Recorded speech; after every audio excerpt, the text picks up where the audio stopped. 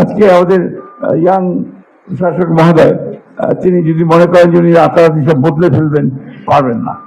একটা বিশাল কতগুলো বাধা আছে, সেই বাধাগুলো অতিক্রম করতেই বহু কষ্ট হবে।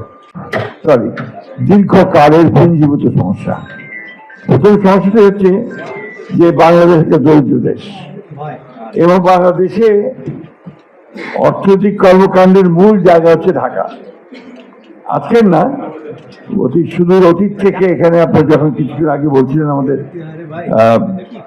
কমোডর সাহেব, তারা আপনার যখন ঢাকা নগর হিসাবে গড়ে উঠতে শুরু করে সেই সুলতান আমল থেকে মোগল আমল থেকে, তখন থেকে কিন্তু এই বুড়িগঙ্গা ভিত্তিক নদী ভিত্তিক থেকে শুরু হয়েছে এবং বাংলাদেশের মানুষ যারা ব্যবসা বাণিজ্য করতেন তারা সবাই এখানেই আসা শুরু করেছেন। এখন তো ঢাকা মূল জায়গা, কেন্দ্র একেবারে অল ইকোনমিক অ্যাক্টিভিটিসের।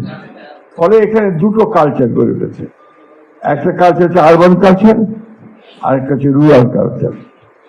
আপনি দেখবেন আমাদের ঢাকার মানুষেরা বেশিরভাগই আমরা কিন্তু আপনার কসমোপলিটান যে ক্যারেক্টার, সেই ক্যারেক্টার কিন্তু আমরা বুঝতে নেই।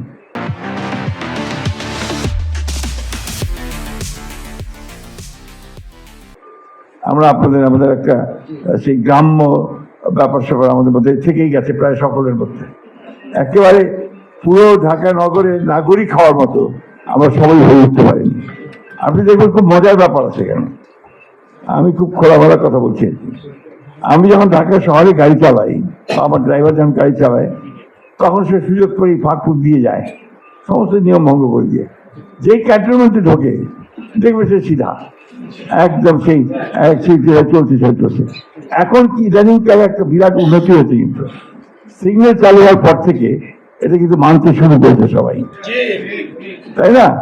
কেন?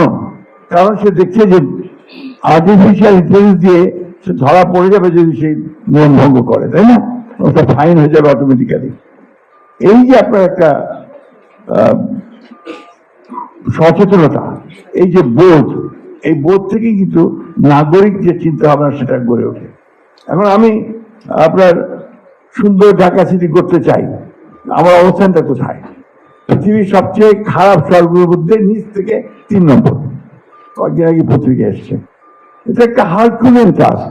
এত সহজে আজকে আমাদের ইয়াং শাসক মহোদয় তিনি যদি মনে করেন যে উনি রাতারাতি সব বদলে ফেলবেন, পারবেন না। একটা বিশাল কতগুলো বাধা আছে, সেই বাধাগুলো অতিক্রম করতেই বহু কষ্ট হবে।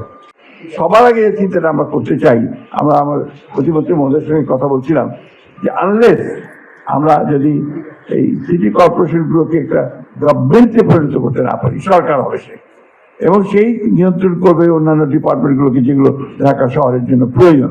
তা না হলে এই সমস্যার সমাধান সহজে হবে না। আমরা এটাকে নিয়ে সিরিয়াসলি চিন্তা করছি। আমাদের মাননীয় প্রধানমন্ত্রীও অত্যন্ত সিরিয়াস। আপনারা দেখেছেন যে উনি নিজে ঘুরে বেড়াচ্ছেন। আমিও কিন্তু এক সময় খুব ছোট্ট একটা আপনার মফস্বল শহরের, তখন বলতো চেয়ারম্যান, তখন মেয়র বলা শুরু হয়নি, মেয়র তো আমাকে এলিভেটেড পোস্ট, তো আমি চেয়ারম্যান ছিলাম। আবার পারিবারিকভাবে আমরা চেয়ারম্যানই করেছি। বাবা ছিলেন প্রায় 25 বছর ঠাকুরগাঁও পৌরসভার চেয়ারম্যান, আমি ছিলাম তখন 3 বছর, মায়া ছিল আমাদের 3 বছর, আমার ছোট ভাই করেছে আমার 5 বছর।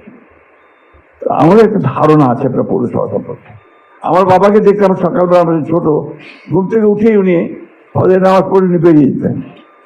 কোথায় যাচ্ছেন দেখতেন তিনি ড্রেন দেখছেন, ড্রেন পরিষ্কার হচ্ছে কিনা, আপনার ক্লিনার যারা তারা ক্লিন করছে কিনা রাস্তা। ওইটা থেকে আমিও আপনার ওই একই কাজ করেছি। আমার পরবর্তীতে আমার ছোট ভাইকেও দেখেছি যে রাস্তা পরিষ্কার করার জন্য, পরিষ্কার রাখার জন্য চেষ্টা করছে। এখন কিন্তু সমস্যা অনেক বড়। আপনার শহরগুলো বাড়ছে, জনসংখ্যা বাড়ছে, বর্জ্যের সংখ্যা বাড়ছে, আর আমরা অভ্যস্ত রই যে আমার ময়লাটা আমি একটা বিশিষ্ট নির্দিষ্ট জায়গায় ফেলবো। এটা এখন আমরা অভ্যস্ত হতে পারিনি। আপনি বাইরের যে কোনো দেশে যাবেন, সভ্য দেশগুলোতে, ইভেন আপনি সিঙ্গাপুরে যান, আমরা নিজেই কিন্তু হয়তো ওই যে চকলেটের যে প্যাকেটটা, ওটা রাস্তায় ফেলে দেবো না। আমি দেখবো যে কোথাও বিন আছে, সেখানে গিয়ে আমি বিনটা ধরার চেষ্টা করবো। এটা হচ্ছে সচেতনতা।